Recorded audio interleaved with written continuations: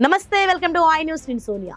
Russia Ukraine యుద్ధంలో Putin సైన్యానికి కోలుకోలేని దెబ్బ తగిలిందా?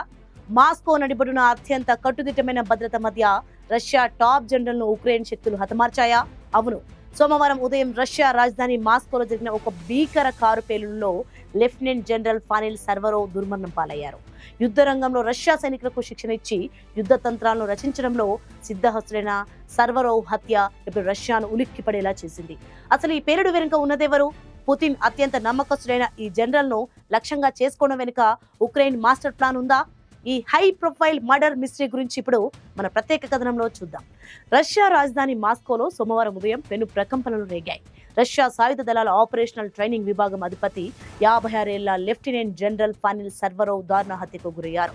ఉదయం తన అపార్ట్మెంట్ నుంచి బయటకు వచ్చి కారులో వెళ్తుండగా ముందే అమర్చిన బాంబ్ ఒక్కసారిగా పేలిపోయింది.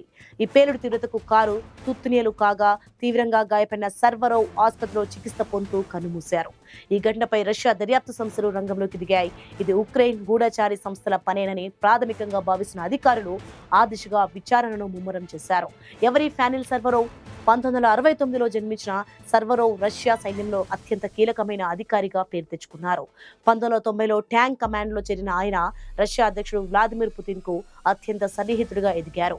గతంలో కాకసస్ యుద్ధంలోనూ 2015-16 మధ్య సిరియాలో జరిగిన రష్యా యుద్ధ కార్యకలాపాలలోనూ ఆయన కీలక నాయకత్వ బాధ్యతలు నిర్వర్తించారు.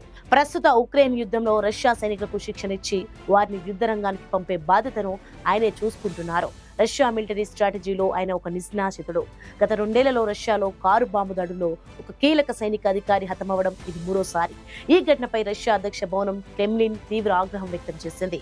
పుతిన్ కి సమాచారాన్ని ఇప్పటికే చేరవేశామని, దీనిపై కఠిన చర్యలు ఉంటాయని అధికార ప్రతినిధి స్పష్టం చేశారు. యుద్ధ క్షేత్రంలో కాకుండా రాజధాని నగరంలోనే తమ కీలక జనరల్ ను కోల్పోవడం రష్యా భద్రతా వైఫల్యాలను ఎత్తి చూపుతోంది. ఈ హత్యకు ప్రతీకారంగా రష్యా ఉక్రెయిన్ పై మరింత తీవ్ర స్థాయిలో విరుచుకుపడుతుందా అన్న ఆందోళన ఇప్పుడు ప్రపంచ వ్యాప్తంగా నెలకొంది.